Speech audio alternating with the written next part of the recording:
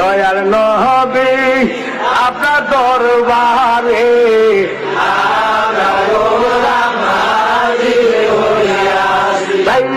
আমি কি বলতাম চাইছিলাম আমার দয়াল নবীজির শান আল্লাহ দরবারে যে কত মহান।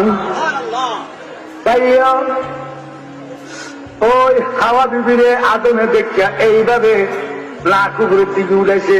আমার আল্লাহ কয় আদম আমার কামলিওয়ালার ছোঁয়া ব্যতীত তোমার উপর রূপ হবে না, নূর শরীর হবে না, সুরত বদলিবে না।